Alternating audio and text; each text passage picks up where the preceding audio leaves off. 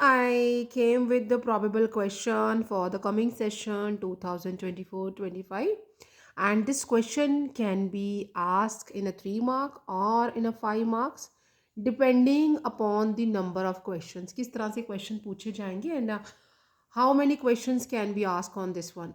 In this question, calculate the standard change in Gibbs energy. ये जो G है that is Gibbs energy for the reaction. Reaction मुझे दिया है. एक बात बेटा, ये जो रिएक्शंस देते हैं, why they are giving the reactions, so that आप ना नंबर ऑफ इलेक्ट्रॉन्स एन को फाइंड आउट करो. नंबर ऑफ इलेक्ट्रॉन्स तो हमें प्रोवाइडेड नहीं है यहाँ पे. सेल रिएक्शन दिया होता है जिसे देख के आपने नंबर ऑफ इलेक्ट्रॉन्स को फाइंड आउट करना है. That is Y I am asking कि सेइंग कि ये क्वेश्चन जो है वो 5 मार्क्स पे भी जा सकता है कि how many electrons are used here and find out the electrode potential of the cell and write the Nernst equation for this. So many questions can be asked on this question. Here given E standard electrode potential cell का दिया है positive है, 1 Faraday की value भी provided है and हमें standard electrode potential of the standard change in Gibbs energy निकालना है.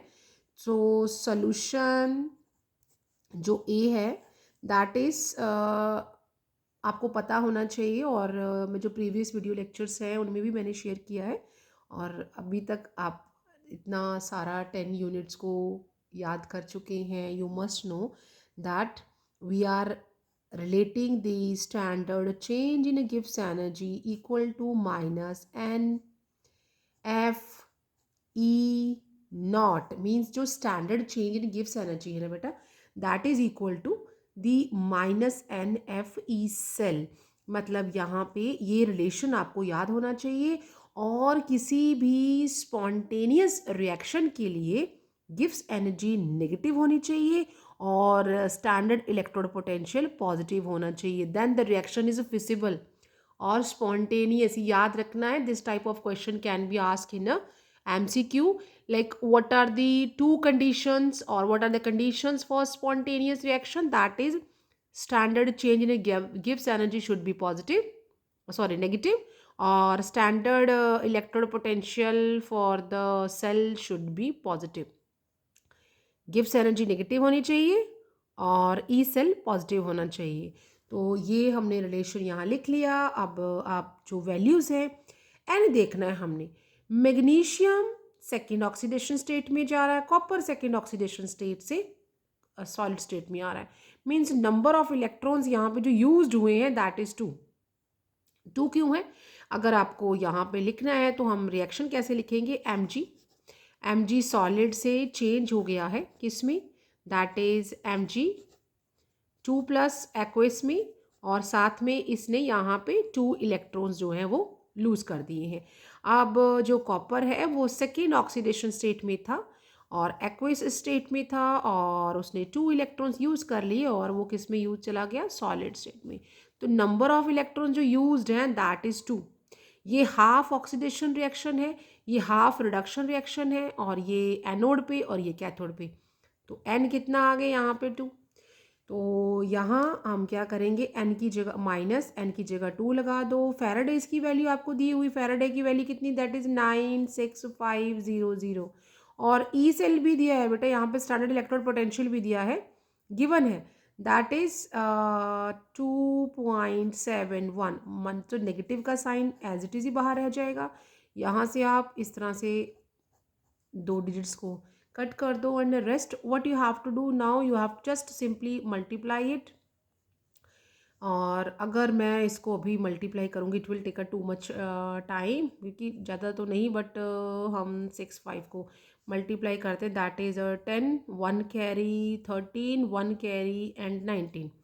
और अभी आपने इसको किससे मल्टीप्लाई करना है, दैट इज़ 2 7 1 से. तो that is 0 3 9 1 plus 0 21 and 2 carry 65 and 6 that is 13 plus and 0 6 18 and 3. So what is the answer here, 3 and 10, 1 carry 13 and that is 12 और दिस इज़ 5।